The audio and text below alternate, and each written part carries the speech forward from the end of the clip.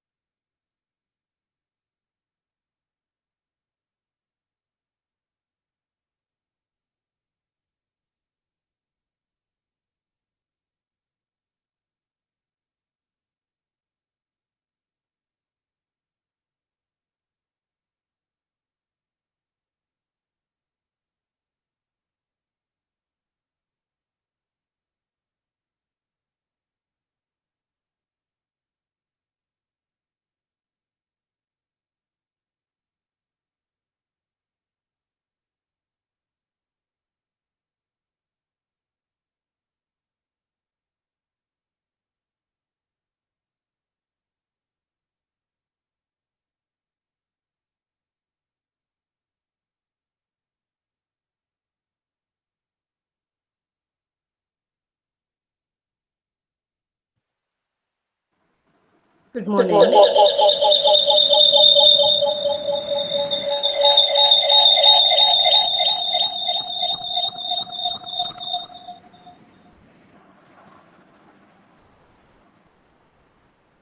Good morning, everyone.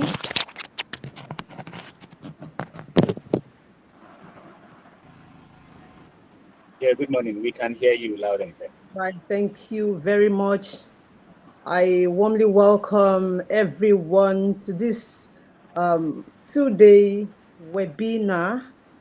You are highly appreciated, distinguished ELTAN members. This program has been specially put because of you. This program is titled An Overview of Question Patterns and Analysis of Texts and Poems for Improved Performance in BECE Examination. It has been specially put together by the English Language Teachers Association of Nigeria, the Lagos State chapter, and is proudly supported by the Lagos State Ministry of Education. So this webinar has been strategically designed to optimize students' performance in the forthcoming BECE English studies. I want to appreciate everyone who is on this call. Thank you for making out time to be a part of this beautiful program. I also want to appreciate and acknowledge the presence of the chairman of the Lagos State ELTAN, Mr. Olajide Idowu. Thank you very much, sir. Your presence here and your support is a testament to your leadership and your commitment to English language teaching in Lagos State and the country at large.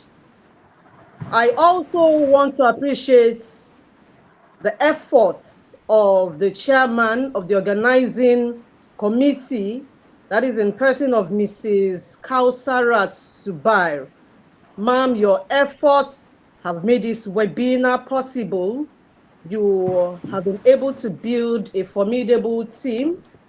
We cannot but appreciate all that you do in ensuring that this day is made possible. Now, without wasting much of our time, I would like to bring the chairman of the organizing committee on board for her opening remarks. Mrs. Zubair, you have the floor now, ma'am.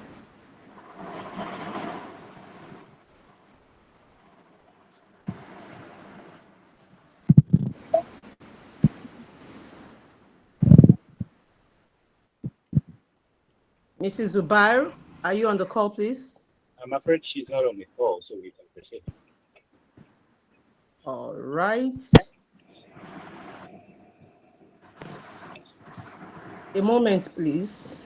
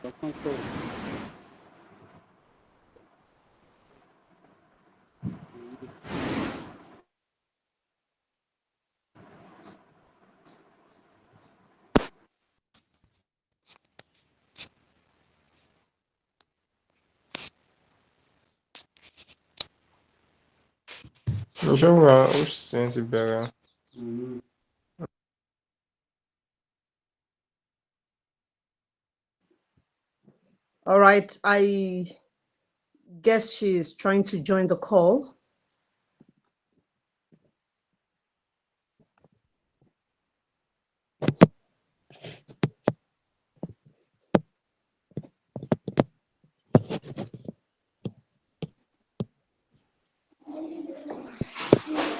Good morning, Mrs.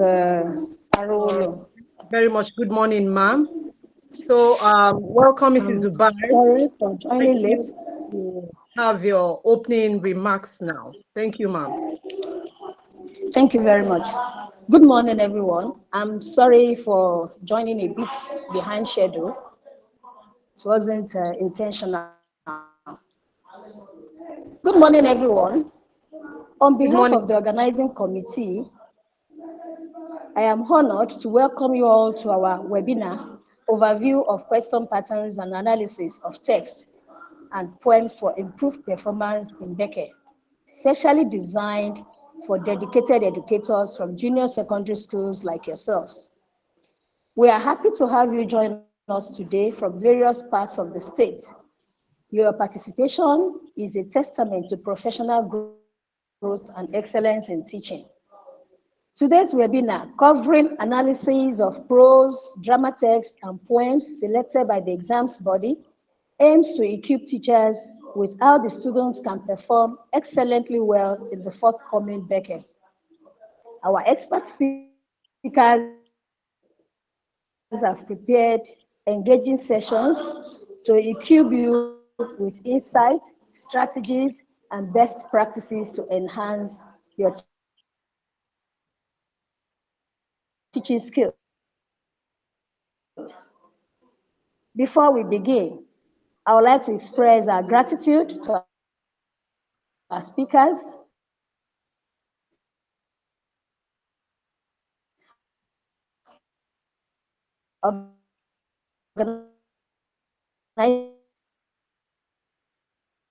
organizers, and technical team for their relentless efforts in making this event possible.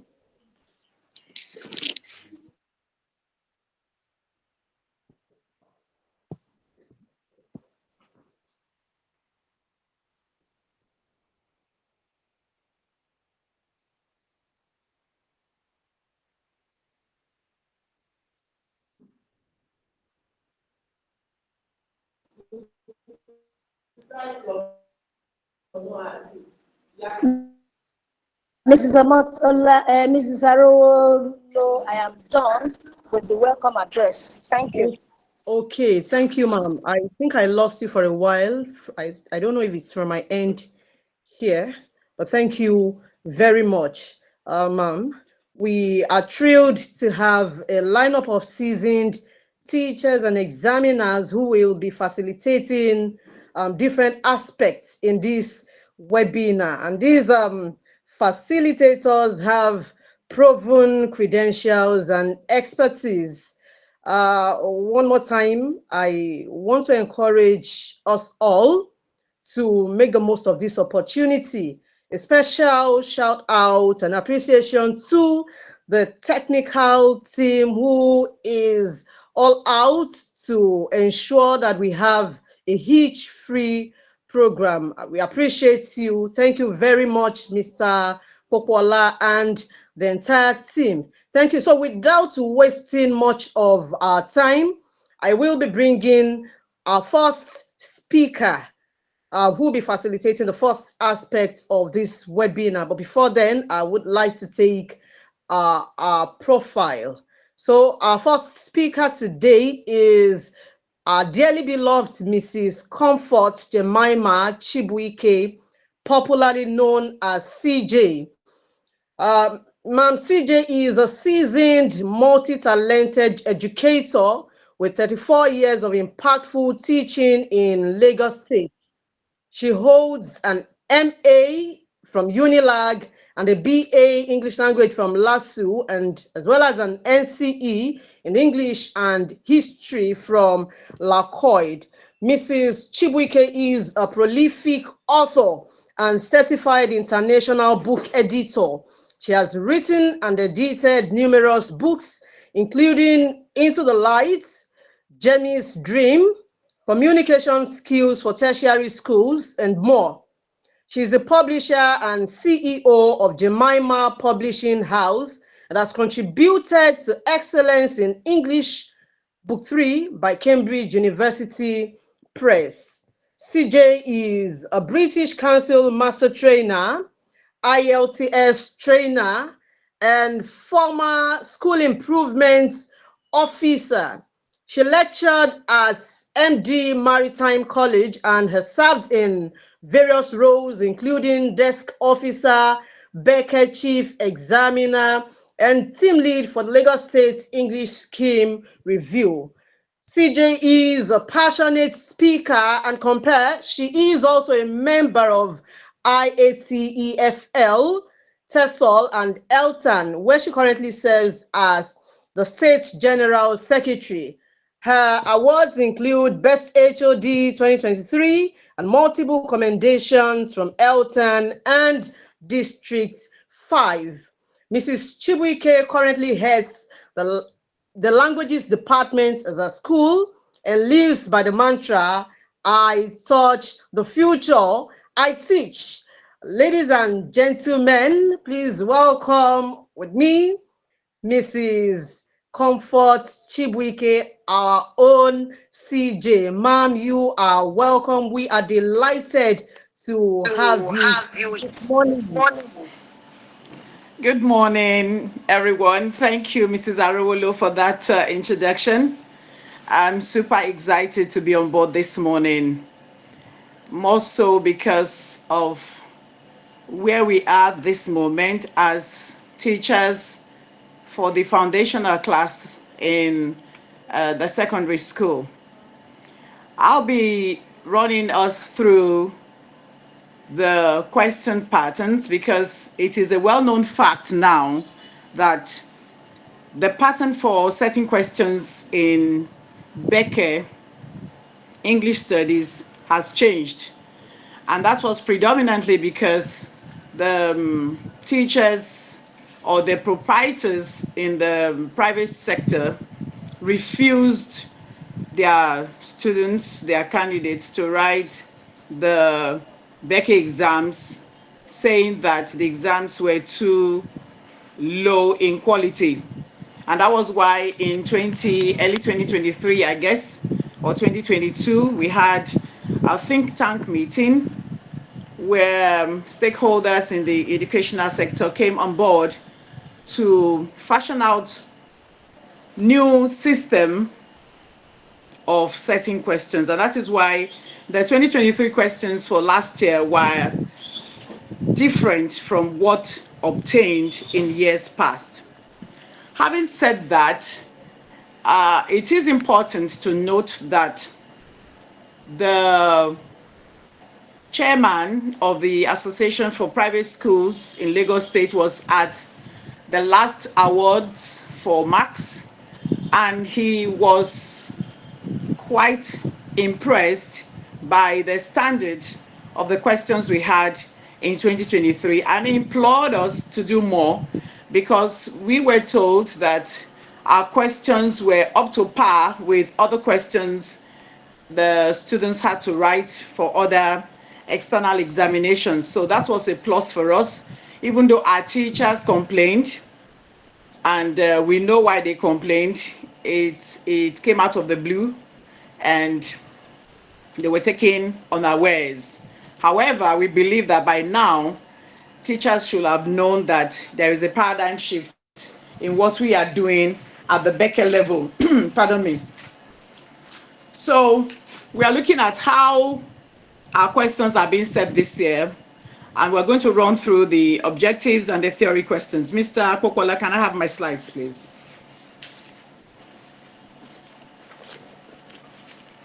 Mr. Popola, my slides, please.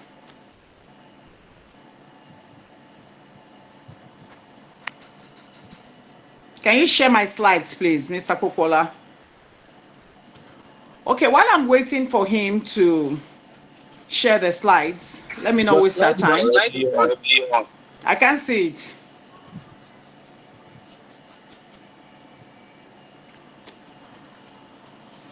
Can you project? I'm trying to get the slides so that it will make it easier for me. All right, I'm here.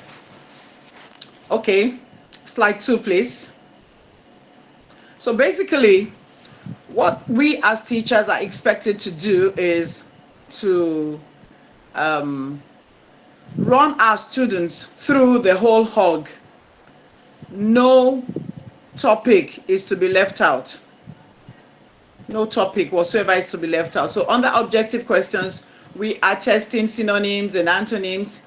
We are testing grammar, everything under grammar, nouns, pronouns, verbs, adverbs, articles, adverbials, direct and indirect speech, passive and active voice, and tag questions, ordering of adjectives. We are asking questions on everything. It may be 1 or 2 questions per topic, but be sure that we are going to ask questions on them.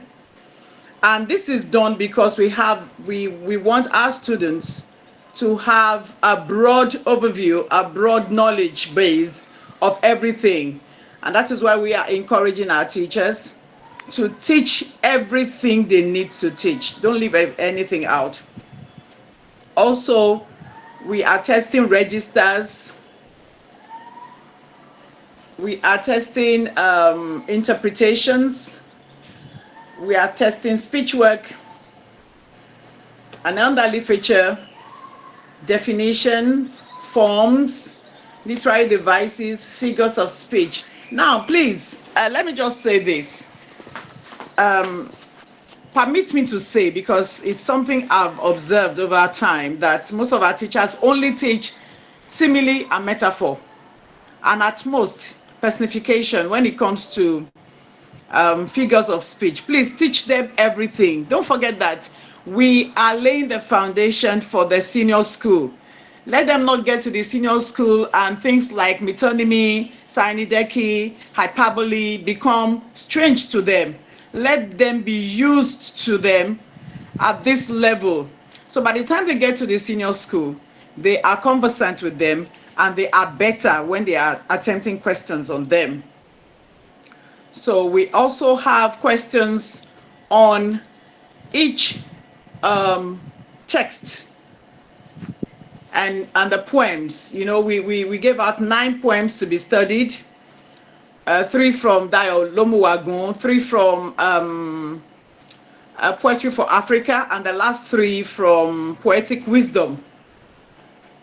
Yes, I guess. So we expect that these poems should be studied because questions will be asked on each of the poems. So don't rule out any of the poems. Don't overlook any of the poems. Can I have the next slide, please?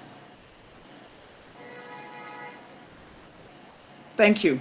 So we're on to theory questions. Now, under theory, of course, we know that we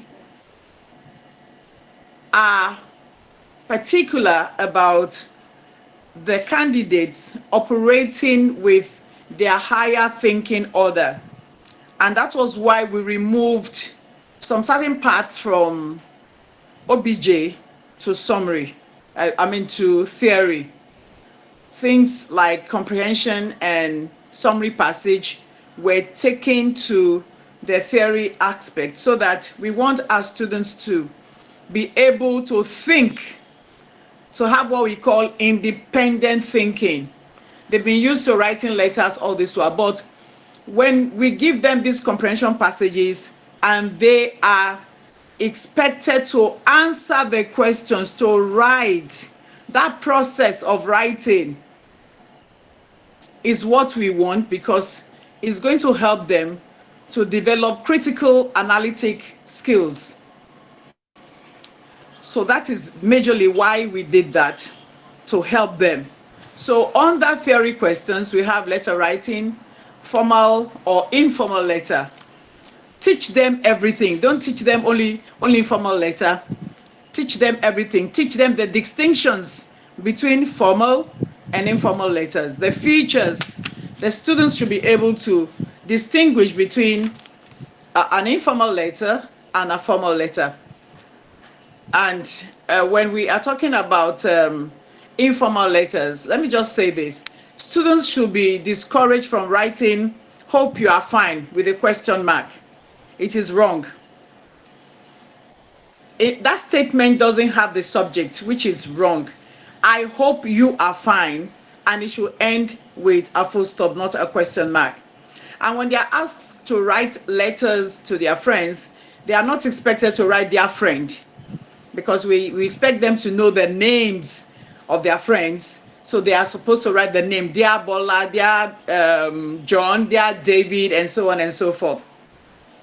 Now, to the narrative or descriptive essays, we are not testing them on expository or argumentative essays. So we have limited it to narrative.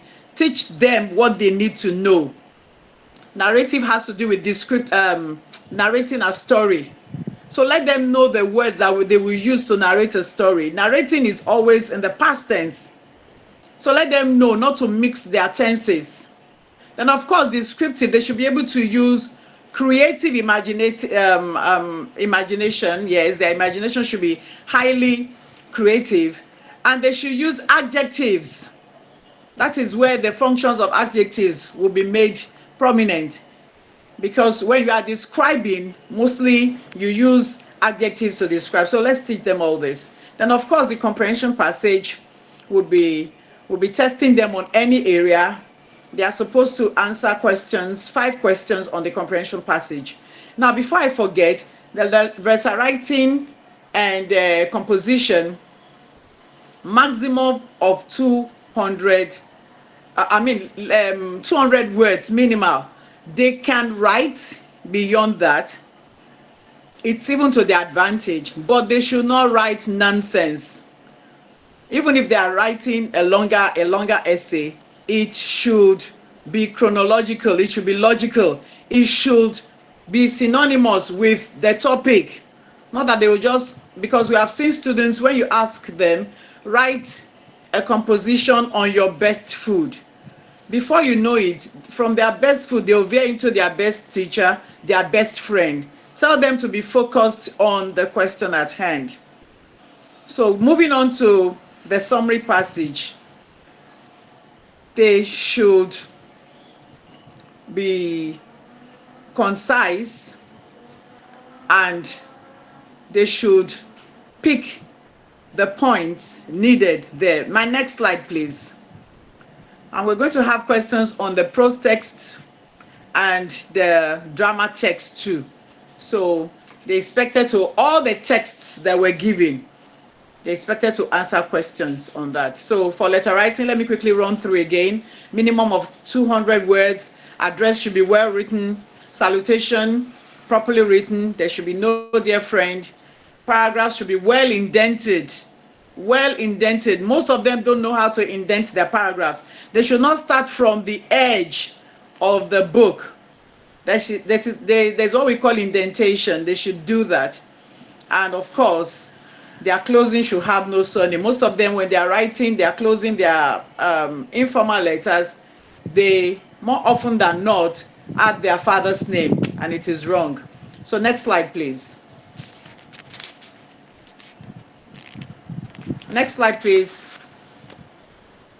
Mr. Popola. Next slide. Thank you. Narrative and descriptive essays. The story must correspond with the question. I've said that. Essay should be 200 words minimum. There is no penalty for long essay, but ideas must be relevant to the topic. I've said that. Students should not repeat their questions in their headings. Yes, let me say something about this.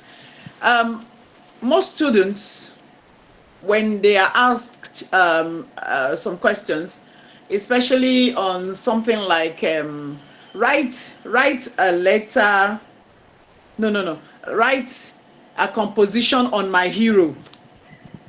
Now, instead of them to just pick my hero and use it as their heading, they will write a composition on my hero. Please, let's disabuse them of that idea that it is wrong.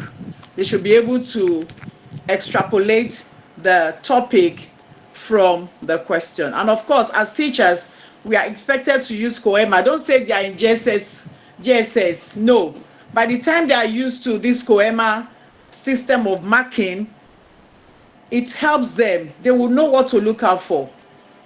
If you let them know that under mechanical accuracy, you'll be penalized for wrong tenses, wrong grammar, punctuation, and every other thing, they will become more conscious and be aware of what is expected of them. So please, as teachers, let us use that Koema even at the lower school, so that by the time they get to the senior school, it makes it easier for them to attempt questions on either narrative, descriptive, argumentative, and expository essays. Next slide, please. Next slide, please. Okay. Yes, most students read their passages not to understand, but to just play around it. So please teach them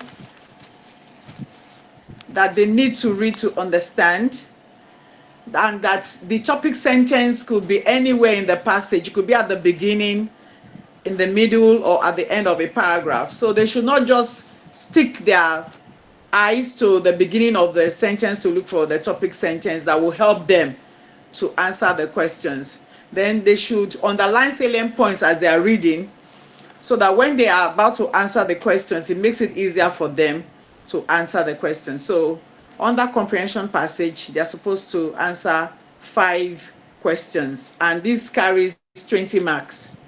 Next slide, please. Yes, summary. Please, let's teach them summary. At a training I had in January in our district, when I was talking to teachers about this, somebody said, no, I think it was at District 6, yes, at District 6, when they had their program this year in February. Somebody said that in the junior school, there's nothing like summary. And I was shocked that the teacher could say such. When we were preparing the schemes of work, the summary was inclusive. It's just that most of us, we have already made up our minds on the areas we want to teach to the neglect of others, which is not supposed to be. So please teach them summary, especially for those who are in the, don't wait until when they get to JSS 3 before you teach them. You can start gradually from JSS 1 with short passages. It will help them. Then they should identify the central idea, identify the supporting ideas. They should not bring any extraneous materials into their answers, and there should not be any mindless lifting. So what obtains in the senior marking equally obtains in the junior school marking. Then you have keys there, which is keep it short and simple. Let them know that we don't need big grammar. We want the points. Let them not write long. Some students, you'll see them, they want to answer one question, they are using 6 lines under summary. It's not supposed to be. So let them know what it entails. Next slide, please. My next slide. Okay, thank you. For the drama texts, our candidates are expected to answer questions on only, I repeat, only one text. Yes, your school may have read all the texts, which is beautiful, and we encourage our teachers to read all the texts with the students where possible. If not where possible, at least read 2 out of 4 or 2 out of 3. Now, what that does is this. It helps your students to have alternatives. So if they have looked at one set of questions, they are unable to answer everything, and they look at the other set of questions, they are able to answer everything. It puts them at an advantage, because then they can jettison one for the other. But when you teach only one text and a child is at the crossroad, the child, of course, will not know what to do and may just answer 1 or 2 questions and leave the others unanswered. So please, let's do that. And let's know that each text will have 4 questions. Each question carries 5 marks. So it is important that they answer all the questions. Any neglect of any question is affecting their scores automatically. So let's encourage them to do that. Then, okay, I've already talked about they should not answer questions from all the texts. And of course, they should give short, simple answers. They are not out to impress anybody. Let them know that. It even pays them to write the correct answers properly instead of writing long answers that are incorrect. Next slide, please. Okay, prose text is the same thing that obtains for both prose and drama text. They are expected to answer questions on just one text. Thank you. Next slide, please. Okay, our takeaways from this. We should teach our students to be independent in their thinking and work. Please, let's stop teaching our students in the halls. Yes, I know we want our schools to have 100%, but is that really feasible? Let's be realistic. Let's be realistic with ourselves. It's not feasible. Yes, we know the politics at play. But look, let me tell you what you are doing. What you are doing is not for now, it's for the future. It's for the future, because when you teach them in the hall, you are denying them the ability to secrete a hormone that will help them for future conflict resolution. They may be unable to tackle life challenges because they have been spoon-fed over time. So when they come to the crossroads where they are torn between the devil and the deep blue sea, and they are unable to fashion out a way out, they will remember that somebody had done them a great injustice in time past. So please, I implore you, I don't do it. My students over the years, they know me.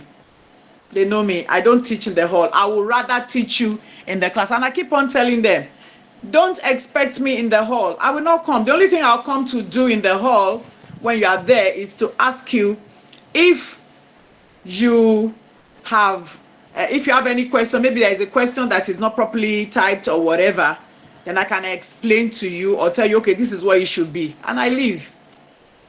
I remember an incident that happened 2 years ago, to be precise, if I'm not mistaken. I taught my students because I've built them to that level that they know I will not come to the hall. So I will not say all of them. But those that wanted to learn, they learned. And after the exam, they came to meet me. Hey, the answers they were calling in the hall were incorrect. Oh. I then asked them, what did you now do? What did you do? They said they answered according to what I taught them in the class. So I asked them, okay, let me see, because they wrote down the ones that the teachers called for them, and the answers were obviously wrong. So please, when you teach your students to be independent, they will not even need you to come and say A number 1, A number 2, B. No, you are even belittling yourself by doing that. Truth be told, you are belittling yourself by coming to the class to be. Yes, you may think, Mrs. Chibuike, this one is too. Well, each malam to his kettle, you know. But then that is the way it should be in a normal setting. And if we really, put our hearts to this, it is workable.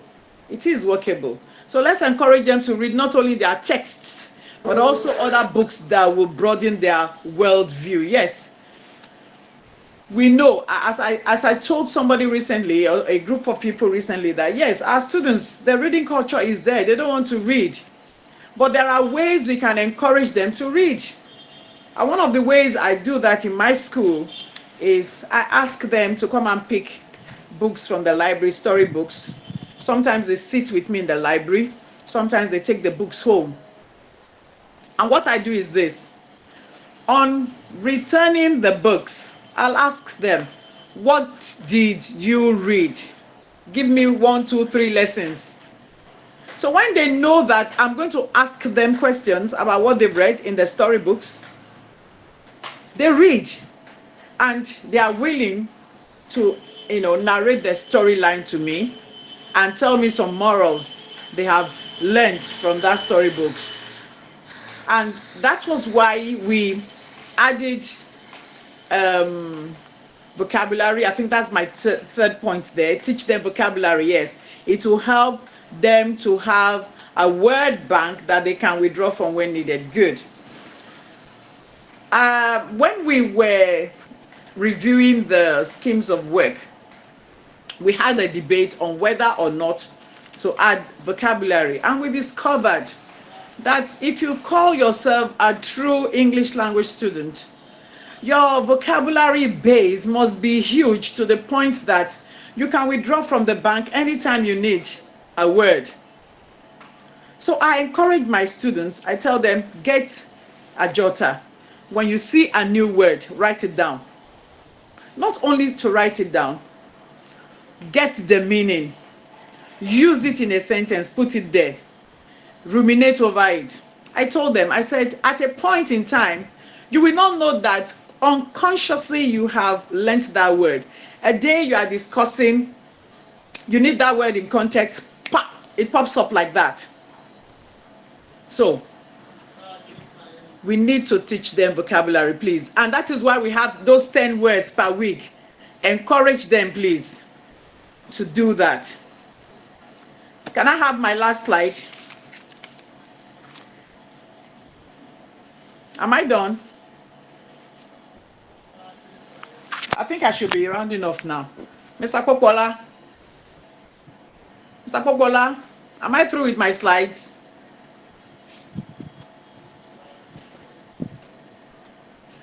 Okay, it's like maybe that's okay. That was my last slide, I guess. Takeaways. So thank you everyone for listening.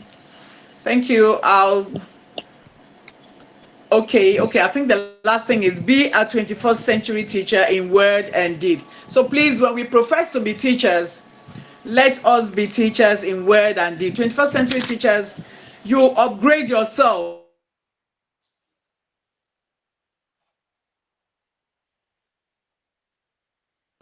You read, go online. English evolves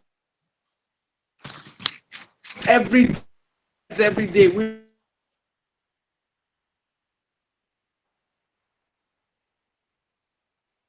have any question, please? Mrs. Omotala, over to you. Absolutely. Thank you Absolutely. very Thank you much, very much, Madam CJ. Madam That has CJ. been That has very been a insightful very session insightful there. session there. And I'm sure that And I'm our sure that participants our have participants their have questions their ready. So questions please, ready. So you please, can make you use of the can chat make use of the box chat box to ask to your ask your questions too. So questions. we'll be So looking out we'll for be your looking out for your questions and questions your and your reactions. reaction.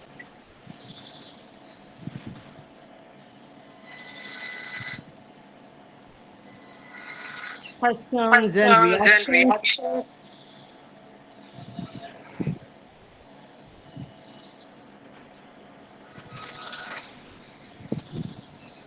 I just saw that nobody wrote their names in the chat box.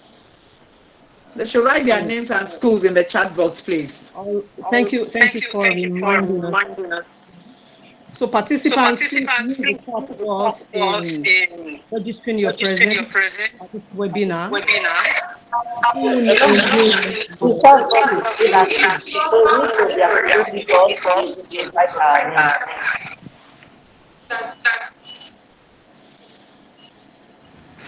Okay, I guess the technical technical crew will have to will help have us to help us out. out. I I can can see see some some raised raised hands hands for for questions. questions.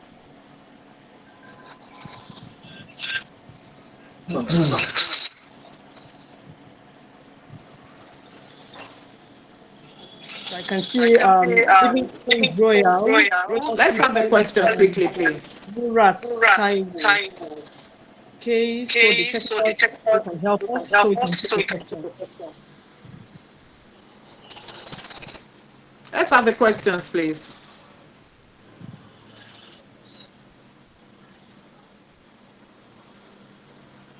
Ms. Omotola, can you just check those who raise their hands and pick at random those who want to ask questions so that we can get it over and done with?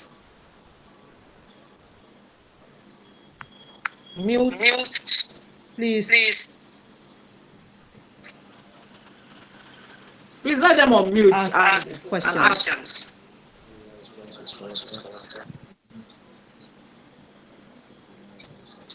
Mr. Olawale, I can see you mumbling. No, I hope all is well. It's well. Good morning. Good morning, Good ma'am. morning, ma'am. How are you? Beside me, yeah. Thank you. Thank you. I think Living Springs, unmute yourself, please, and ask your question. I saw Living Springs something now.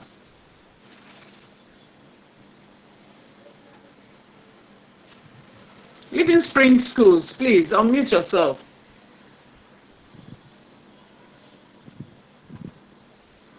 Can they hear me? Mr. Popola, I hope you have not muted the whole house. No, they No, cannot they mute. cannot. I said no need to No ask need my to ask my question again. question again.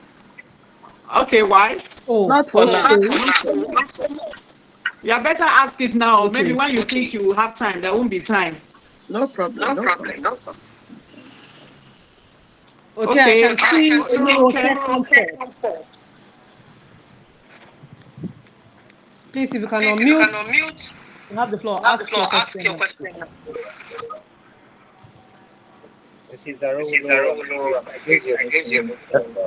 Hello, good morning. Good Good morning. morning, Good ma'am. morning, ma'am. Good morning. Sorry, I'm not. I'm Debo Ali.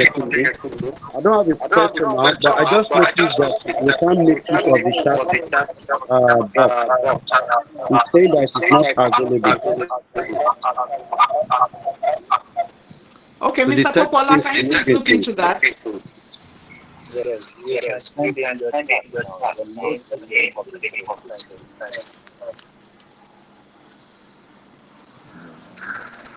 Okay, do you have any other person with any other question? Good morning, ma'am. This is Osho Oluwinke from Girls Junior Agege. So I have to unmute. I have to mute everyone. So I will have to unmute myself from here so that we can have better place.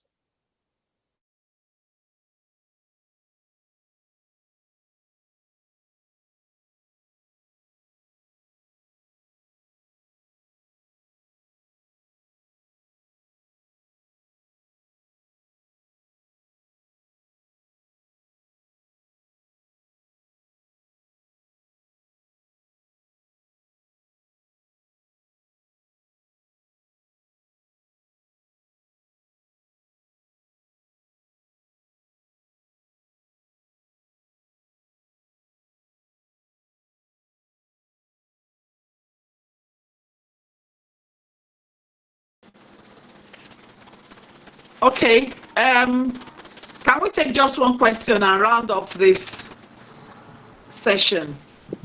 I just indicated that I will get comfortable to unmute myself. Okay. So Olurunke, please unmute yourself and ask your question.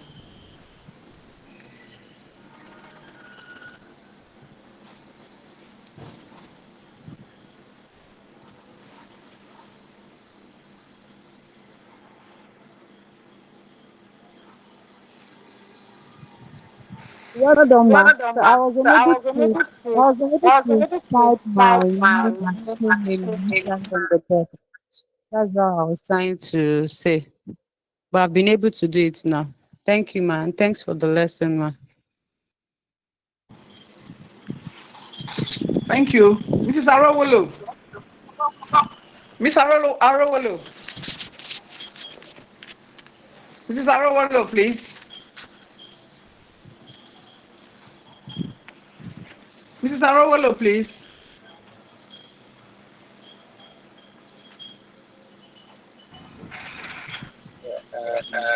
Just referring to some bits of network. Okay. If you have any questions, now that the chat box is working, you can put them there so that we can continue. Sorry? Please, you can use the chat to pin your question as well, please.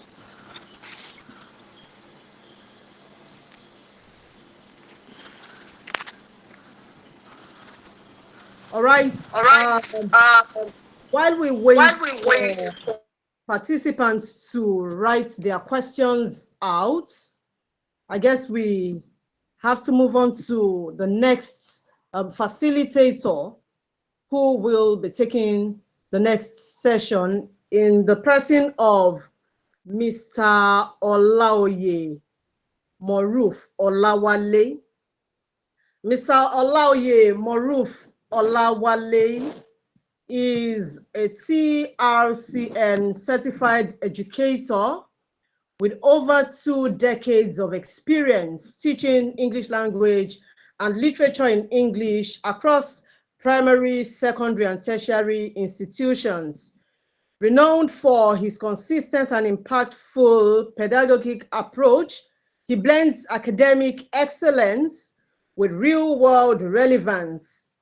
He holds a Bachelor of Education in English and Guidance and Counseling, as well as a Master of Arts in English, both from the University of Ibadan. His deep academic grounding informs his dynamic classroom practices and mentorship. Mr. Olaoye is a certified Microsoft educator and a respected examiner for WAEC, NECO, and BECE. As a pragmatician and behavior change agent, he is committed to fostering not just language proficiency, but also character development among learners. He's an active member of the English Language Teachers Association of Nigeria, the Lagos State chapter, and a contributor to the global education community through Teach 2030. His expertise extends beyond the classroom as a seasoned coach and dedicated chaperone, known for guiding students towards excellence in academic and personal growth. Mr. Olaoye exemplifies dedication, innovation, and leadership in education, empowering students and educators alike through every opportunity to teach and transform. My esteemed participants, please welcome with me Mr. Olaoye for the next session. Mr. Olaoye, you are highly welcome. Wow. Thank you very much, Mrs. Omotola. I really appreciate you. I want to say thank to uh, the coordinator, the brain behind this program. May God bless you in your endeavor to ensure that we have academic excellence sustained in Lagos. All right. Yes, I've just been given the task of reviewing 3 drama texts. And let me quickly tell all teachers on this platform that drama as a genre of literature is the most liveliest. I mean, is the liveliest rather, the liveliest of all genres. See, it is meant to be acted, even if you see it on paper. So, a teacher taking this in Lagos State or anywhere, you should have certain things in mind. You should be ready. You should be prepared. You should do this with presence of mind. You don't just teach it for the sake of teaching. Drama encompasses a lot, a lot. When I say a lot, I'm talking of issues of life. So I want to tell teachers that when you want to teach drama, you should encourage yourself first of all. Then you encourage the learners too. The learners, they should be encouraged in the following way. They should be encouraged to read, not only read, to study and enjoy the drama text. They should be able to do that. Now, you should try as much as possible to encourage the learners to critique the drama text. It's not meant just to be read. It is meant to be critiqued, because doing that, allowing students to do that, will actually widen their horizon. So I want to also say that teachers, before you start teaching, have it in your mind that you are going to encourage these students to look up many of new words in a dictionary. Yeah, some words are meant to be studied so that you know how appropriately they can be used. Take for instance now, there's a common expression that I myself I inherited when I was much younger in secondary school. Even if I'm not mistaken, up to tertiary institution, cog in the wheel. Cog in the wheel is not it is not the usual meaning that people have understanding of. So if you are teaching, you should try to you should encourage them to look up meaning of some words so that they are properly contextualized. Then, not only that, you should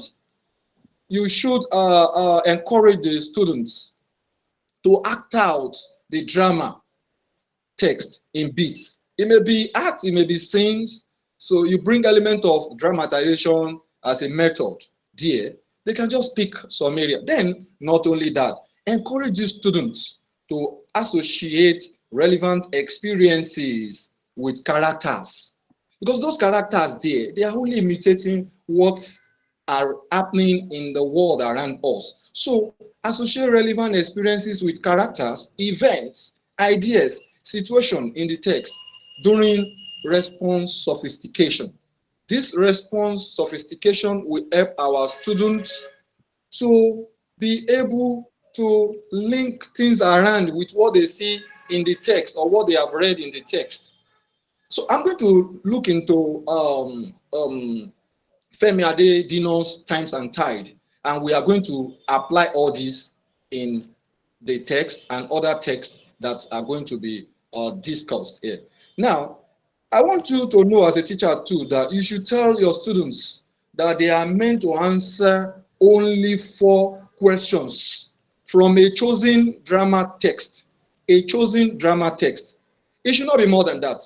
They must choose a drama text, even if they have read about 3, 4, or more. They are just to choose one drama text, and they are to answer 4 questions from that drama text choosing only. Okay? Then we should encourage them to make their answers short, simple, and clear. Short, simple, and clear. All these stated above are possible because drama, like I said earlier, is the liveliest of all genres of literature. Therefore, teachers must select the right approach or a combination of approaches to ensure excellent learning outcome. As professional teachers, I know you will agree with me that eclecticism is the key to maximizing teaching and learning opportunities. It is important. It is important. Now, Times and Types by Femi Adedino. If you look at this slide here, you will see the association of what is happening in the real world, where people are so much interested in materialism. People are so much interested in get rich quick syndrome. You can see money in a foreign currency, dollar, yeah. You can see the Porsche cars. It's all these all these are gotten through involvement in drug peddling. So, and that is what Femi Adedino has tried to portray to us here. Femi Adedino, in the drama, make use of waves, and we have 7 waves there. 7 waves. So I'm going to quickly give the summary of the waves. But before I give the summary, okay, I want to say that Femi Adedino starts this drama with a prologue as a narrator stands motionless and he turns his back to the audience in a noisy background, shuttling between crescendo and diminuendo of music being played. You know now, when you see these people called Yahoo boys, anywhere they are, you can see their music, you know, blasting, going up and down, disturbing the peace of the area. Okay, not necessarily. So here, what we are saying is that the summary portrays 2 characters, man 1 and man 2.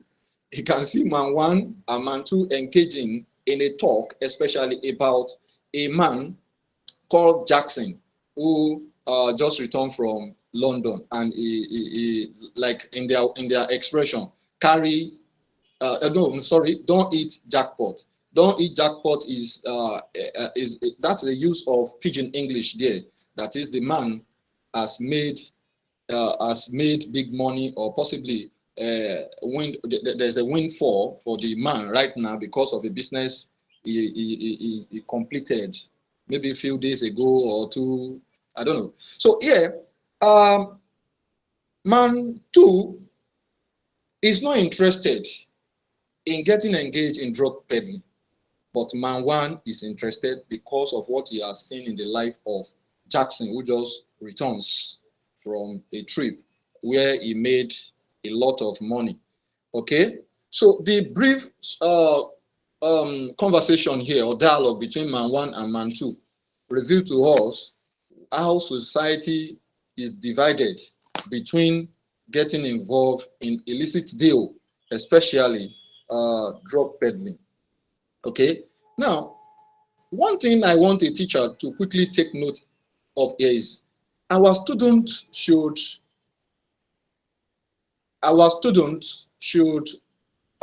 be encouraged to be sensitive to language, to characterization. So it's important that our students are made to get themselves engaged in all this.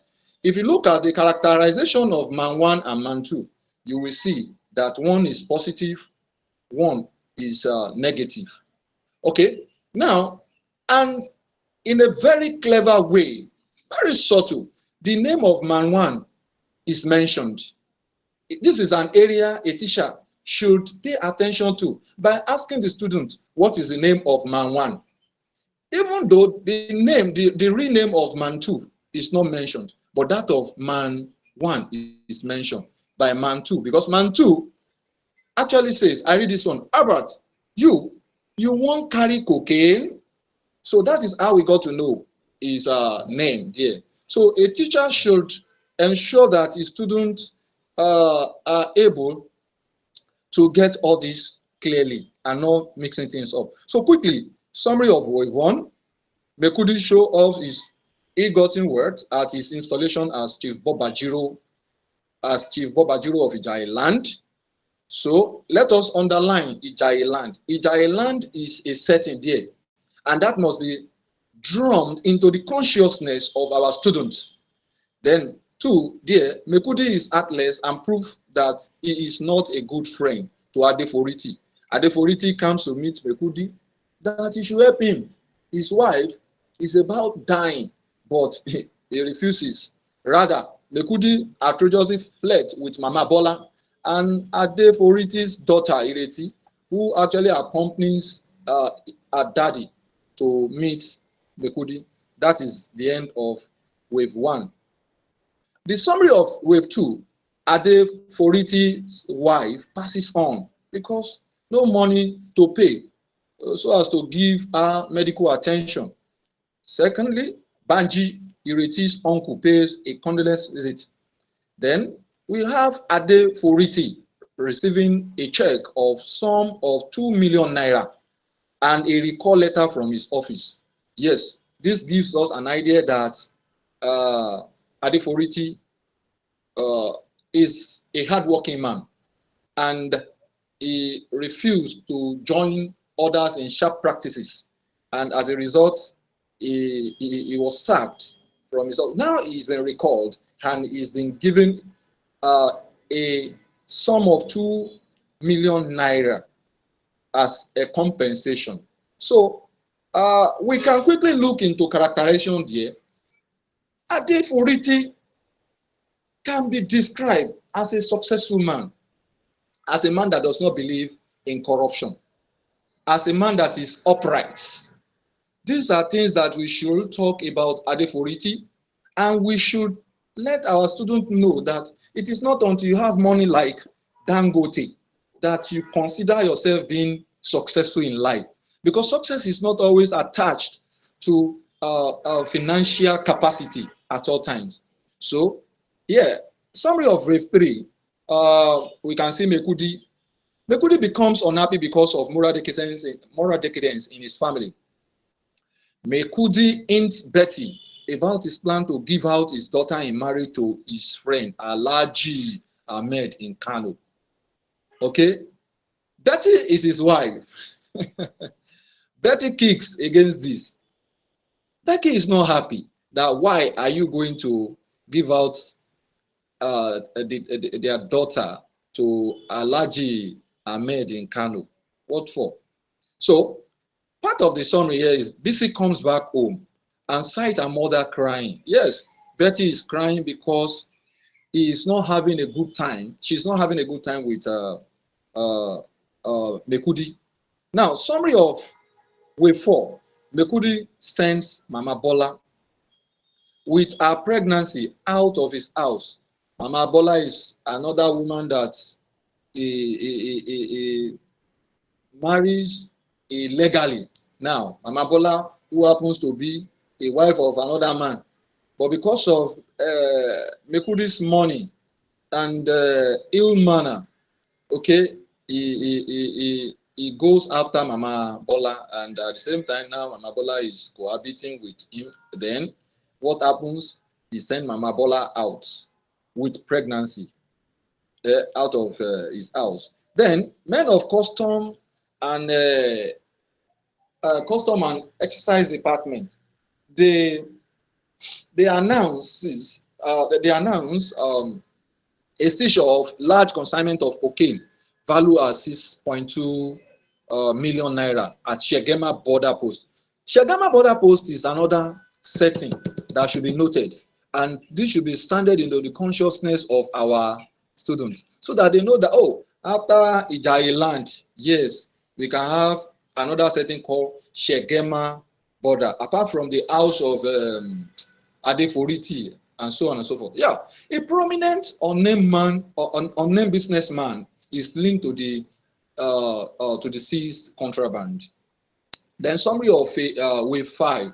Ireti becomes a successful lawyer. A successful lawyer. Yes, if you look at that characterization of Ireti there, Ireti is a product of a good home and now is successful. Unlike that of Mekudi. Mekudi is not happy because his home is filled with moral decadence. This is opposite. It's so antithetical to what obtains in the house of Adeforiti. So you should send it into the consciousness of our students so that, look, money does not answer everything. It has to, you have to be disciplined. You have to be focused. So Ireti becomes a successful lawyer. Then part of the summary there is that Adeforiti tells Ireti that he has forgiven Mekudi, that anytime he sees Mekudi, he will be glad to play with him, show love to him. Then part of the summary there is that Bala, on behalf of Mekudi, contacts Ireti for legal services. Summary of wave 6 now. Mekudi is surprised that Ireti, the daughter of Adeforiti, is the lawyer to defend him in court. You know, he has been charged to courts for drug peddling, for drug smuggling. So he has been charged to court. Now, Ireti is the one defending him at the court. Imagine the family that was one time in his help and he refused to help that time. Now is at their mercy. So Ireti is the one now defending him in a court of law. So then Ireti informed Mekudi that her mother died the second day after they met last time during that chieftaincy installation. Okay. Then summary of wave 7. Ireti actually wins the court case for Mekudi, and after she wins, there's a big relief because policemen they round up Mekudi's house in readiness to arrest him if the court case does not actually favor him. But come and see, Ireti has actually brilliantly defended him. She defends this man in a way that is beyond understanding, because many people do not have that belief that the case can be in favor of Alhaji Mekudi. So that shows many things about nature or the character of Ireti, because Ireti now happens to be a serious girl, a dedicated girl, a committed girl, a girl that is ever willing to pay attention to the pieces of advice of her parent. So this is a kind of character that we should try to sermonize about and tell our students that they should be. They should not be part of the wayward students around. Okay? So Mekudi is left alone and regrets all his atrocity. That is the end of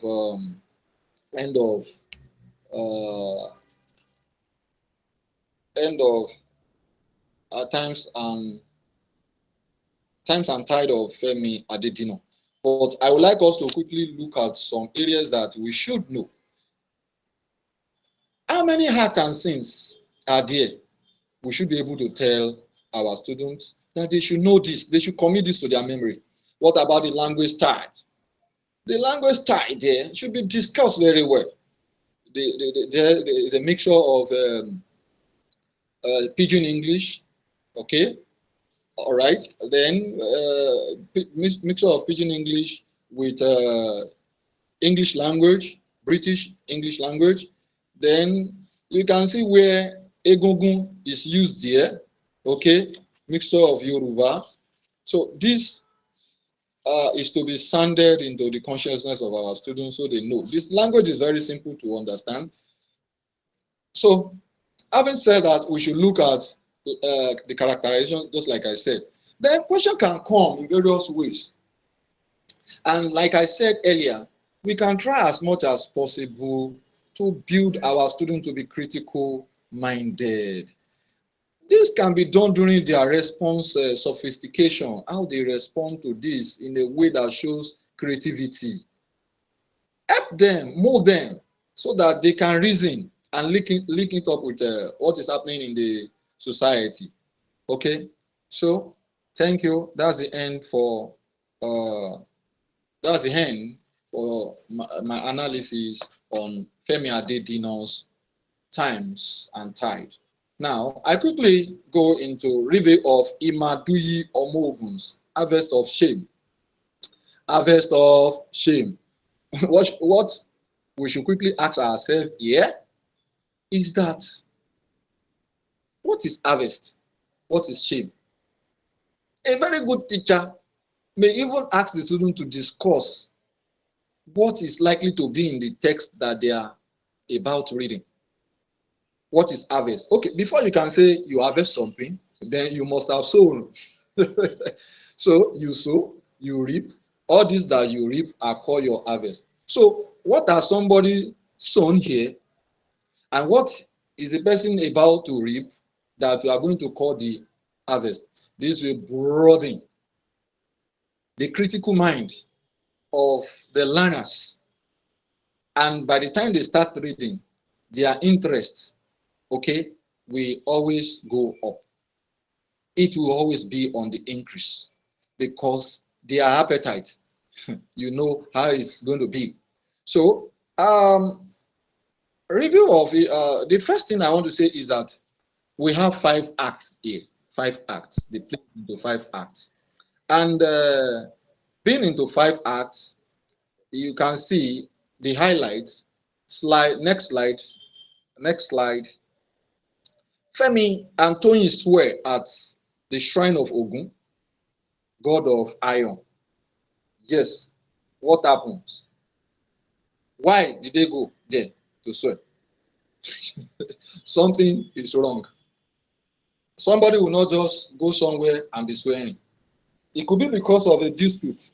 When there is a dispute, people may want to swear, at least to show their conviction that they are innocent.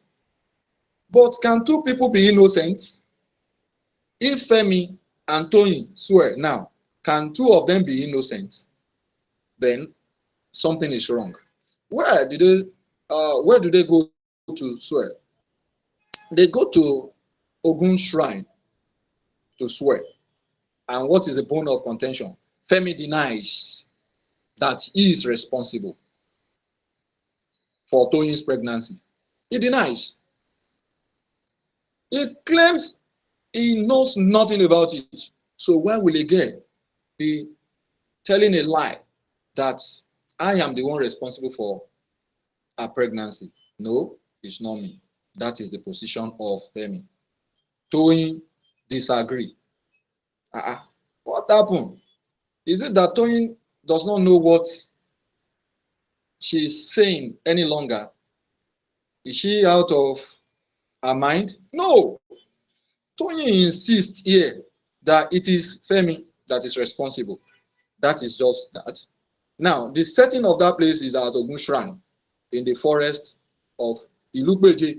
So this should be sounded into the consciousness of our students that the setting here is Ilukbeje inside the forest. Okay, and the forest is a scary one. So highlight of Act 1 Scene 2. Femi's friend Samson visits to tell him the truth. Yes, what is the truth that Samson comes to tell Femi? he comes to tell Femi that he's not going to be telling a lie. So Femi did not even bother. He justified his denial of the pregnancy, saying his niece suffered similar experience recently. Imagine. So does it now mean that if Femi's niece suffers something similar, must he also put a girl put another girl into shame? It's wrong. That's not good. So we should be able to tell our learners that something like this is common in the society, where something will happen and you will now, maybe something happens to you and you feel that, yes, you've been cheated. So people, the next thing they do is to look for the way they are going to revenge. Unlike this one that is now avenging for his niece. So he justifies this. It does not even allow Samson to explain. Femi seems to be a very heartless boy. Okay, yes, because you know the consequences of false swearing at Ogun shrine. Ogun is a god that is believed that he will always fight back. And when Ogun fights, Ogun, Ogun is not, according to the Yoruba belief, it's not a God that is partial. It's a God that is impartial. Yes, it's a God that is impartial. In fact, that was even described here. Okay, yes. Maybe I quickly read this one out. Okay, where where Samson comes to meet him. This is it. Samson said, anyway, I do not wish you anything bad. I am only being frank with you as a result of the friendly concern I have for you. Femi, do you know why Jinodu became mad? This Jinodu that Samson refers to now had in the past gone to Ogun's shrine for false swearing, and the repercussion for Jinodu was that he became mad. So he made reference to it, but Femi will not listen. Anyway, let's quickly go to our highlight of Act 1 Scene 3. Act 1 Scene 3. Okay, no, before I go to Act 1 Scene 3, Femi, being a dishonest boy, actually, he tells Samson, he reveals to Samson that he wants to relocate to Ibadan. That's he wants to relocate for two good reasons. Number one, to avoid unforeseen contingency, and wants more customer for his tailoring occupation. So after that, highlight of Act 1 Scene 3 is the next. Yes, Femi tells Pa Adigun and Abeni that he wants to search for greener pasture at an unnamed place. This is what I believe that he should have done first. I don't know why he shouldn't have confided in his parent that, oh, he is responsible for the pregnancy, that he wants to go out of the Ilupeje, and again, that he wants more patronage for his tailoring business. Of course, there is a testimony to it that Femi is an expert tailor. So, good. After Femi had told Samson, he considers it necessary to tell his parents. That's too bad. So we should let our learners know the evil there. Why will you trust your friends and distrust your parents? Why? At that level, it's wrong. So at Act 1 Scene 3, Femi tells Pa Adigun and Abeni that he wants to search for greener pasture at an unnamed place. He promises to write a letter to them when he gets to his destination. That's another lie. He knows he is going to Ibadan, which he had told Samson, but he refuses to tell his parents where he's going. Okay, that's bad. So Femi states that clear conscience, fear no accusation to his parents. That's just a quotation from him. there was a time his parents asked, oh, a question was asked, why are you going? He said, oh, I want to go so I can have more patronage, and things like that. He gives an excuse, and the parents suspects. Is it not because of what happened Walaikum recently? salam. He said, no, that's far from that. His parents don't really bother about whatever anybody says about him, because he knows that his own conscience fears no accusation, in as much that he does nothing wrong. This is a lie. Okay, quickly to Act 2 Scene 1. Act 2 Scene 1. 21. Please I mean, excuse me, Mr. Olaoye. yes. I need you to draw your attention to the fact that we have about 5 minutes left for your session. So please, you have to. Okay, I think it is 30. Excuse me, I think it is 30 minutes as the time changed. No, I it's started at still, you 9:47. I started started at at 9:47. 9:50. Huh? You started at 9:50. No, 9:47. And I'm to spend 30 minutes. It's Okay. okay. Let me come in. Okay. Let me come in. All It's right. okay. Ms. All right. Arowolo.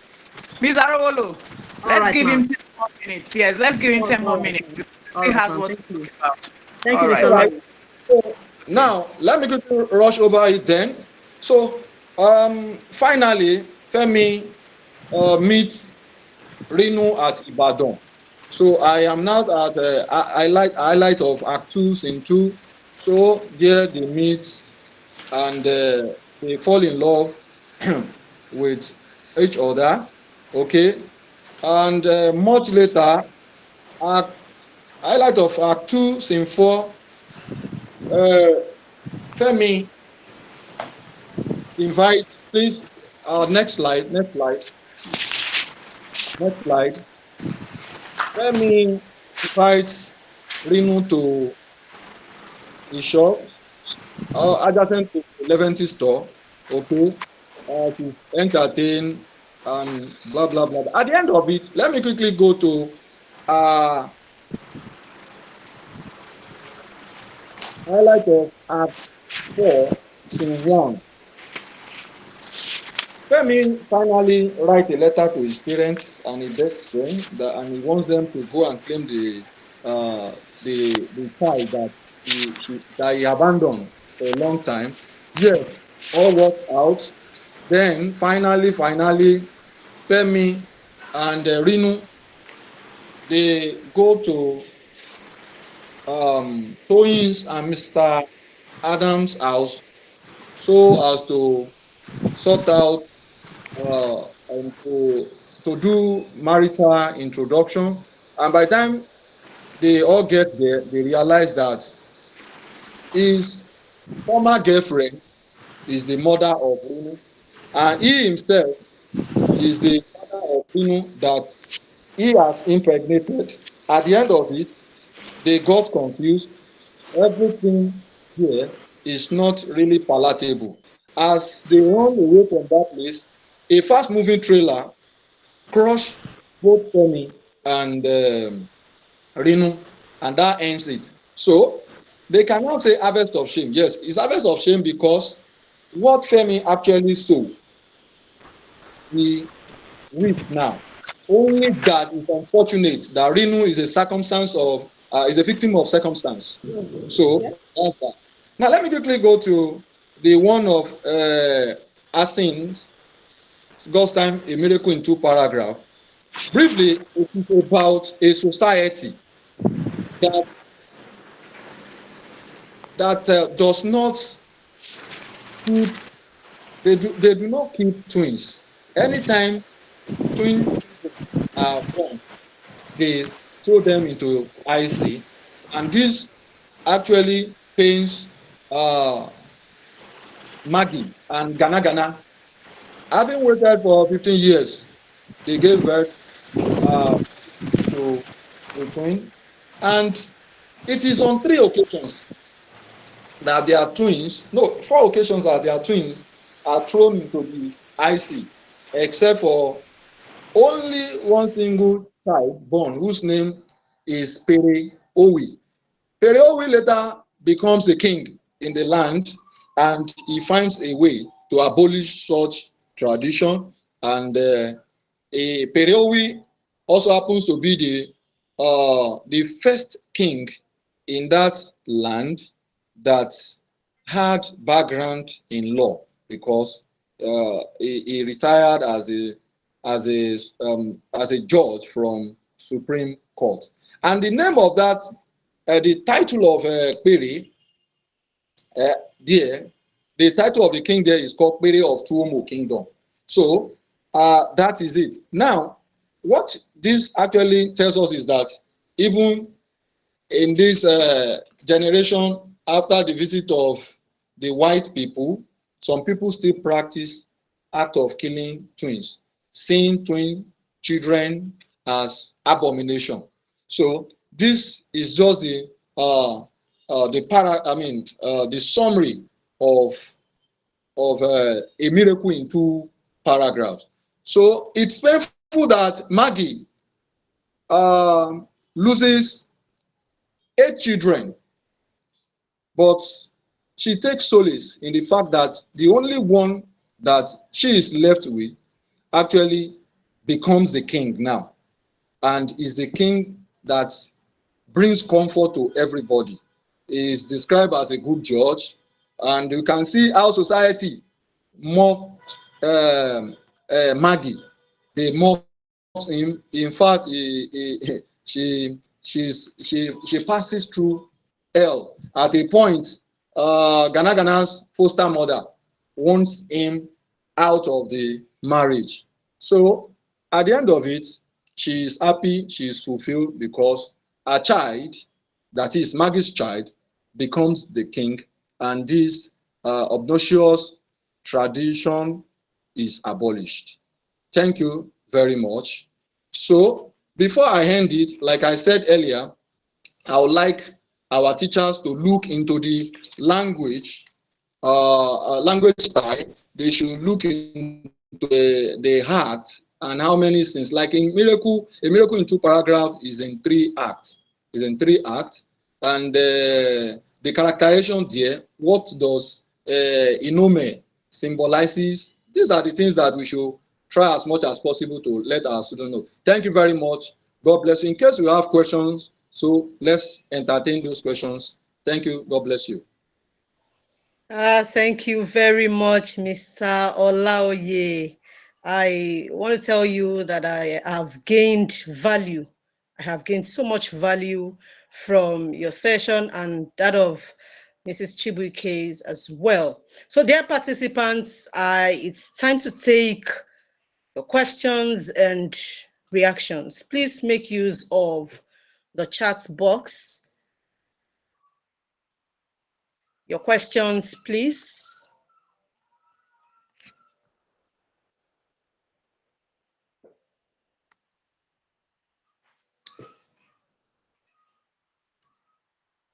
We are waiting for the questions for this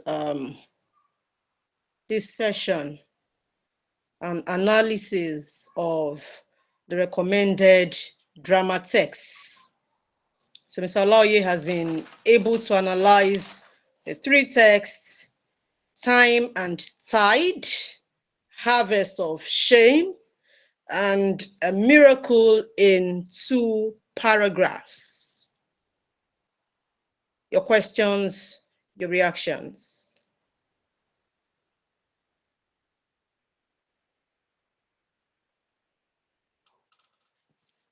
Questions and reactions, please make the most of this opportunity. Are there areas that you would still want more clarifications? Okay, Mr. Zarolo. Okay. We have some questions from the viewers on YouTube, so if you don't mind. All right. Okay, so Fumilola Milola Eunice is asking, what better ways can essay and letter writing be taught? I guess Okay. this Thank you. So that would be for Mrs. Chibuike. Ma'am CJ, you have Can question. Question again. Yes, what ma'am. better ways can essay and letter writing be taught? The first thing is I think this is echoing. Okay, can I go on? Yes, please. Yes, the first thing a teacher will do is to let them know. A child that doesn't have it all starts with vocabulary, because it is from the vocabulary that the child will pick words that he will use in writing. Now, we should also teach them that they should know spellings. They should know the spelling of words. And that is one of the areas we test too in the exams. Now, when we are teaching them, we should also let them know that they should be aware of non-usage of articles or usage of articles in the wrong places. For instance, if I ask, should an article be or not be in a sentence like, I am a living proof? Many of us would want to say that I am a living proof is correct, whereas it is wrong. It is the wrong insertion of an article where it's not needed. And another one is, you can say it was a slip of tongue, whereas it should be it was a slip of the tongue. So we need to teach them that by the time we teach them all these things under grammar, when they are writing, they are pulling from the resources they have already, not from anywhere else. So that is that. The basic thing is teach them vocabulary, teach them how to write in paragraphs. It is essential. Teach them how to punctuate. It's just like the famous maxim we all have heard over time. Let's eat grammar, one with the comma, one without the comma. Of course, the comma makes a difference, because let's eat grammar means we should get a big pot and cook grammar, then have her for lunch. But let's eat grammar, you can see there is a pause. Now that pause is the lifesaver for grandma, because that means you are inviting grandma to join you in lunch and taking lunch at that time. So these are key areas as teachers we should emphasize for our students. Now the other time somebody quickly asked a question, something about the closing, should it be yours sincerely or your lovely friend? Now, don't forget that we are under examination condition. And under examination condition, everything is formalized. So even if when you are writing to your friend on a friendly basis, outside of the examination condition, it's allowed for you to say your lovely friend. But when we are talking in the context of exams, it is yours sincerely. I hope that is taken. Thank you. If you have any other question, I'll take that. Yes, thank you very much, ma'am. I can also see a question on teaching strategies to effectively cover all aspects of the scheme within the allotted periods per week. I would like you to quickly react to that. So it means we have some people who struggle with covering the scheme of work. Yes, required. we know. You see, everything starts from the curriculum. That is the national curriculum. Because it was from the national curriculum we extracted and formed them into schemes per week, per term, according to how we have them. So, even when we were doing that, one of the questions we raised when we were working on the schemes, one of the questions we raised was 6 topics per week. How possible or how feasible is it to teach, and not only teach, to teach effectively, knowing full well that English is teach and mark. That is the only way you can assess the students if they are on the same page with you. You teach and you mark to get feedback. All right? So we were told back then that the problem is a dearth of teachers. And in some schools, they have up to 5 English language teachers. Government schools, mind you, not private schools, that I know of. But the reality, unfortunately, is that many schools have only 1 English language teacher.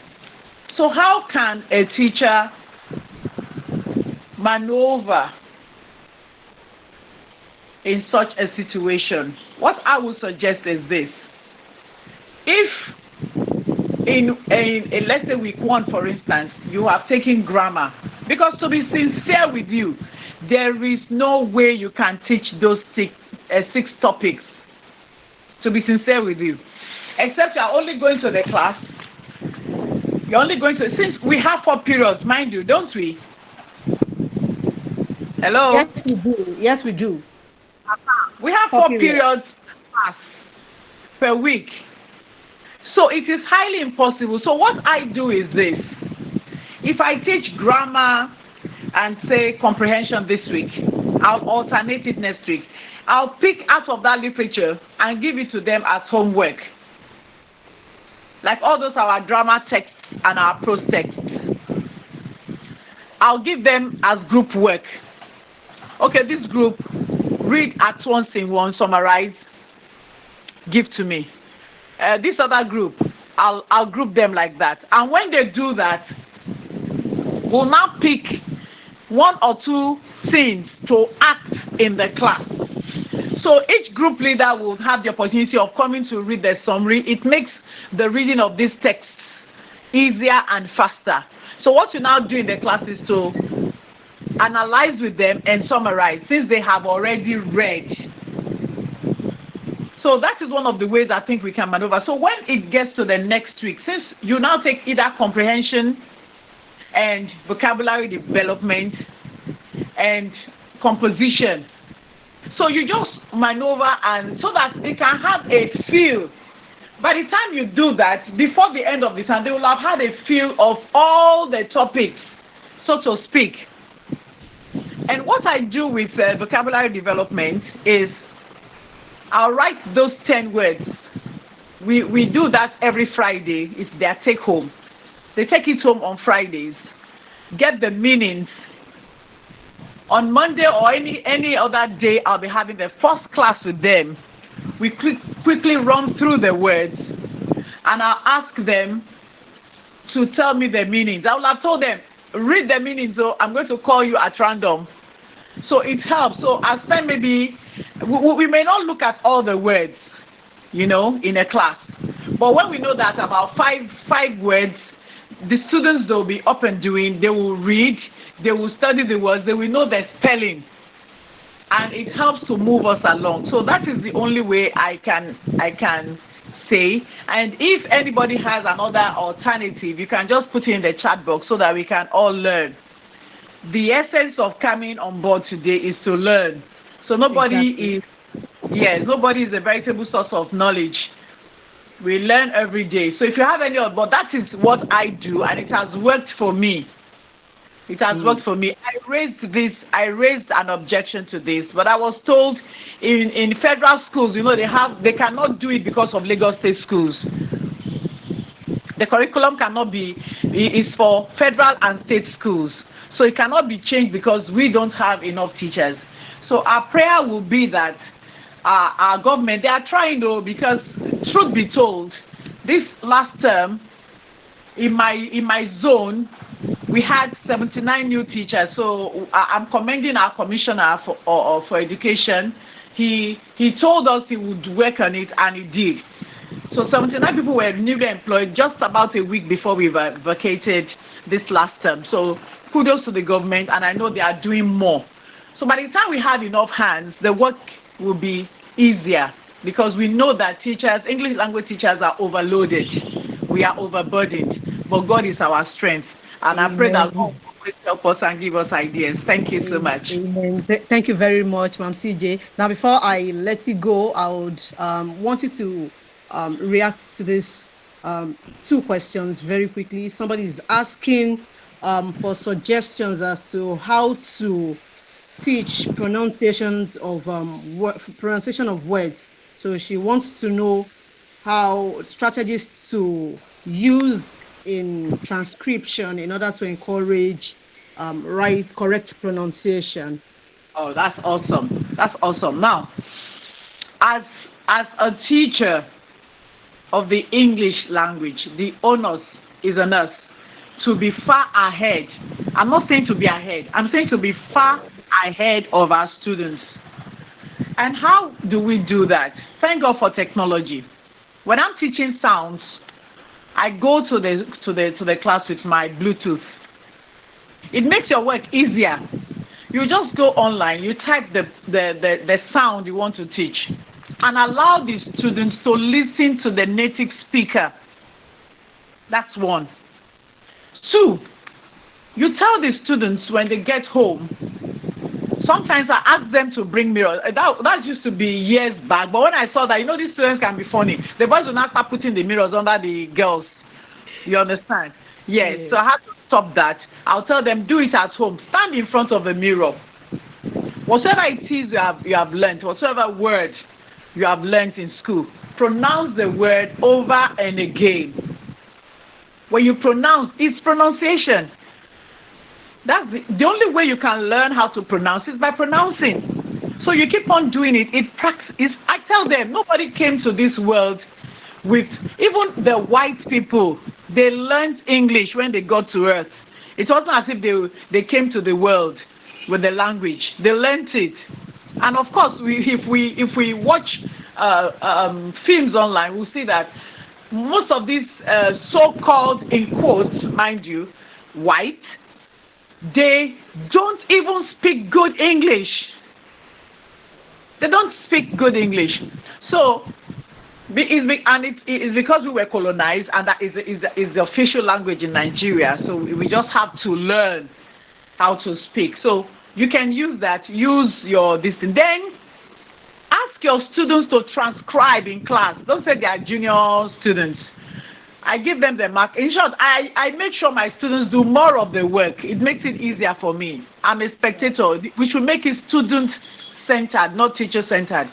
When you make it for them like that, they find the class interesting.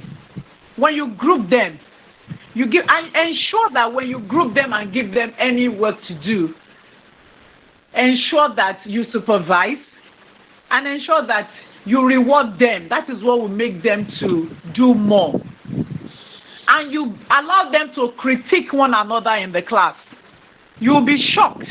You'll be amazed that they will do even more than what you expect.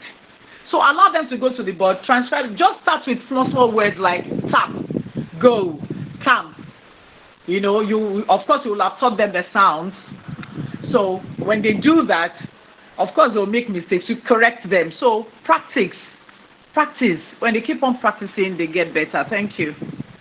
Thank you very much. Absolutely. I also share your sentiments that many times we underestimate what these students are capable of doing. Thank you. Yes. Thank you very much. All right. We also have some questions here for Mr. Olaoye. Mr. Olaoye, somebody is asking if it is okay for students in a school to read two texts out of the recommended text only. I don't know what you have to say about that. Then another person would like you to attempt a thematic analysis of Harvest of Shame. So I'd like you to quickly react to that, Mr. Olaoye. Mr. Olaoye, are you still with us? It should be. Mr. Olaoye. Mr. Olaoye, please. Thank you. Hello. Yeah. Yes, we can hear you. Thank you very much. Yes, I heard that of thematic procreation of harvest of shame, but before that time, it was as if you said something that I didn't hear clearly. Hello? Hello? Mr. Motola? Yes, please. Yes. Somebody wants to know if it's okay for his students to read just 2 texts out of the recommended texts. All right. Yes, thank you. Thank you very much. Yeah, I want to tell teachers that you should try as much as possible to encourage students to read more than 2. See, this is interesting. It is only when we ourselves do not have enough time. Truly, we are overburdened, just like Mrs. CJ rightly said. But it's just like the more you read, the more you expand your horizon.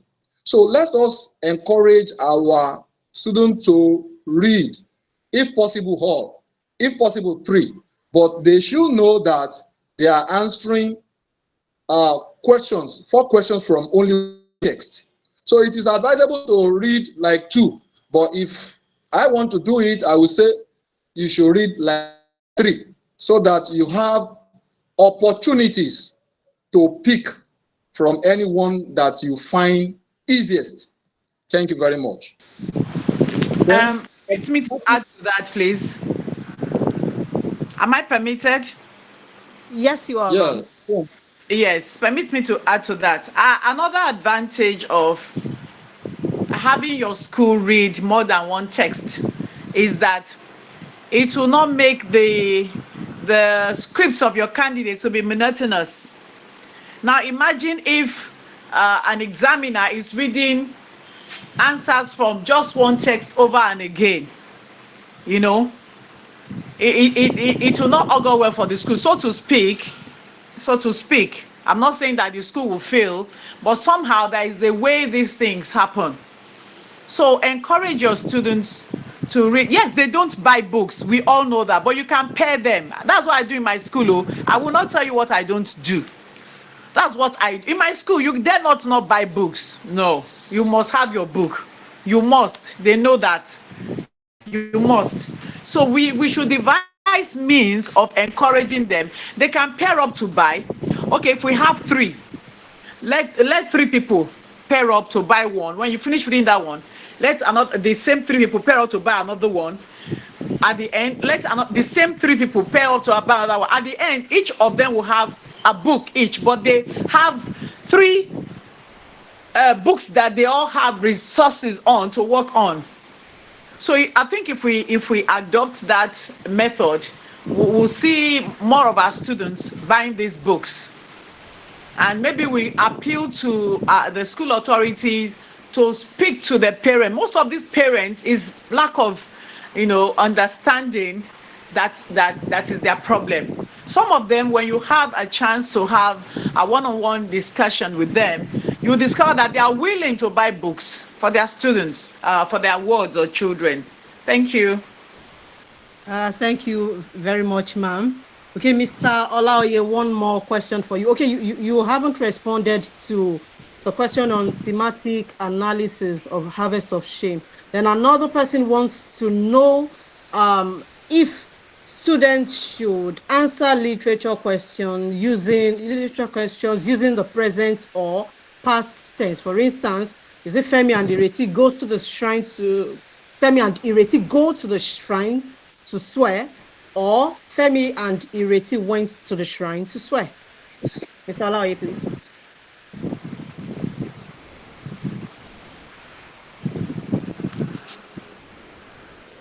Mr. Larry, is he there?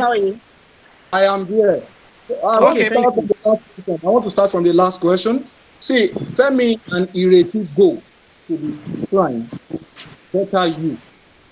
And he did not use Femi and Ireti went to the shrine. See, the use of that simple present tense makes it more lively, you know. So that is the standard. Femi and Ireti go and not even goes because of the plural subject there. So, having said that, I want to quickly look at the thematic preoccupation of harvest of shame. In harvest of shame, you can have something like juvenile delinquencies.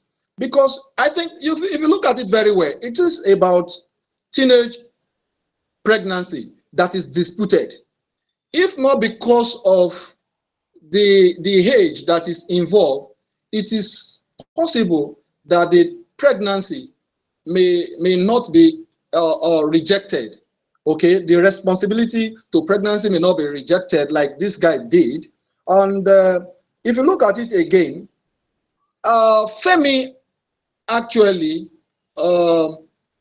confesses that if he had known, he wouldn't have denied that he is the one responsible for the pregnancy. So it is a matter of something that happened when you are too young, that you don't even know how to handle what you have done, and what you possibly do is beyond your age. So that's that. We can have theme of betrayal there. Betrayal between Femi and Toyin. So we can see that Femi actually betrayed. Then you can have a theme like disputed pregnancy too. So you just discuss around that.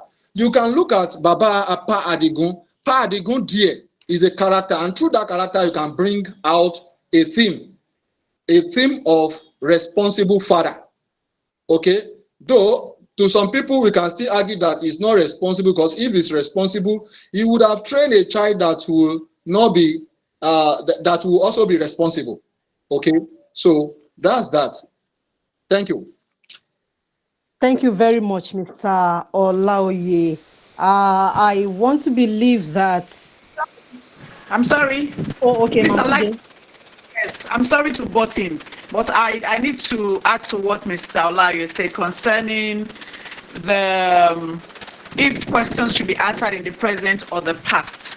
Yes, we all know that literature is life, so we use the historic present. But then the students, if they peradventure answer in the past, they will not be penalized, so that they will not be scared. But we should encourage them to write in the historic present and ensure that the tense they are using is correct. That is where the problem will lie.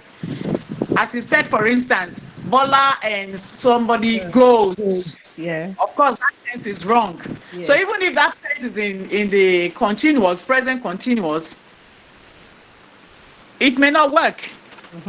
So we should tell them, yes, historic present is allowed, but if you write your answer in correct past tense form, you will not be penalized for it, so that they will not be scared. What we are actually looking for is to see if the candidates grasped the essence of these texts and the ability to convey their answers in correct sentences. That is the essence. So please, let's let them know that. Thank you. Thank you for that addition, ma'am. Right, yeah. I want to believe that all our participants in today's webinar have gained valuable insights, just as I have. Some of my key takeaway is the fact that we must emphasize that the questions that students should expect in the forthcoming BECE they are of very high quality. So as teachers, let us ensure that we prepare them adequately so that they can make us proud. And for literature text, Mr. Olaoye has told us that we must teach with presence of mind. That is very important. Now, on behalf of the organizing committee, I want to thank Mrs. Chibuike, our own dearly beloved CJ. We truly love and appreciate you, Mr. Olaoye. Thank you Thank very you. much for the beautiful sessions we have had today. Dear participants, I want to encourage you. You will agree with me that this webinar is not a secret to be kept. So, there are several other junior school teachers who are meant to be here. Please spread the news, encourage them to attend the sessions slated for tomorrow. So I want to appreciate everyone. Special thanks to the technical crew, Mr. Popola. We truly appreciate everything that you have done, and we look forward to having a beautiful session tomorrow as well. Thank you, everyone. I think we'll have to draw the curtains here. God bless you. See you tomorrow. Are you sure Mr. Kupola doesn't have anything to say? Mr. Popola, do you have anything to share with us? Not really. We just look forward to seeing everyone tomorrow. All right. Thank you so much. See you all tomorrow. Bye-bye. Bye. Thank you. Same time by 9 a.m. Are we not snapping, Mr. Popo, so that we can share it on the platform? Okay. Yes, we can. Please turn on the video. Please let us turn on our video and put on a beautiful smile. Try to work on that.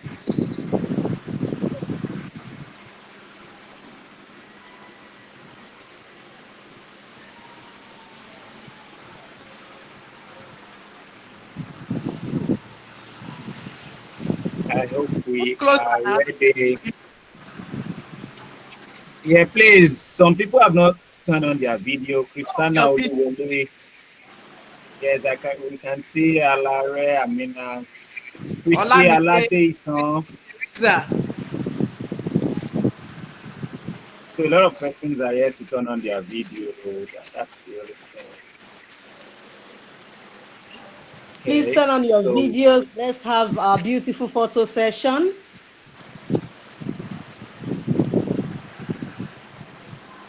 Okay. Usari. Osimeka. Not there. She's just moving up and down. We can only see trees. Let's see your face. Aha, beautiful. Thank you. Yetunde Hazan, Teresa Nwaka, please turn on your videos. Nurat, I can see you. Living Spring, won't disappear.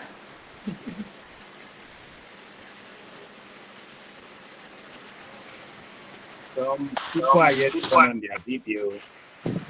So we've taken like 2 screenshots already. Where is Praises? Please turn on your videos, participants. Please, so that we can get just it over. For a minute. We are pleading with you. In fact, less than a minute.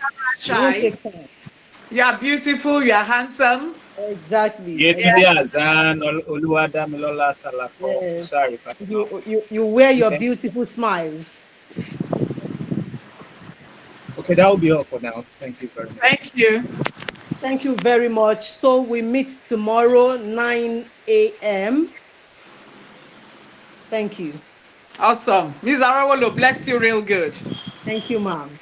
Bye. Bye. Bye-bye, everybody. Bye.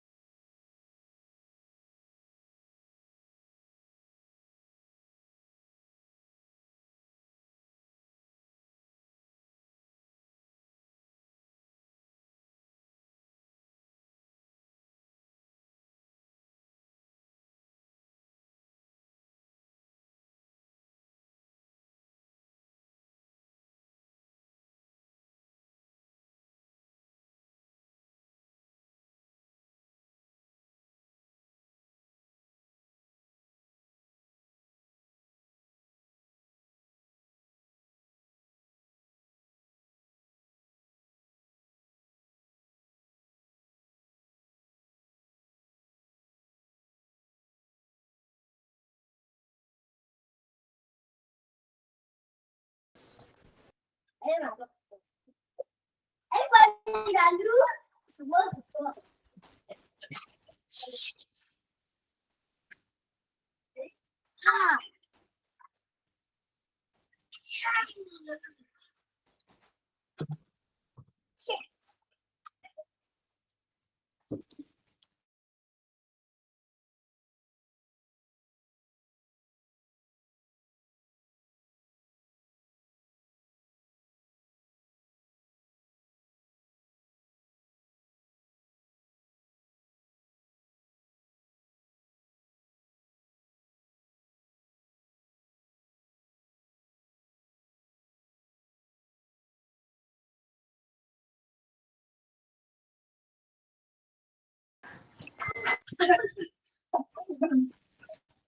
they want me.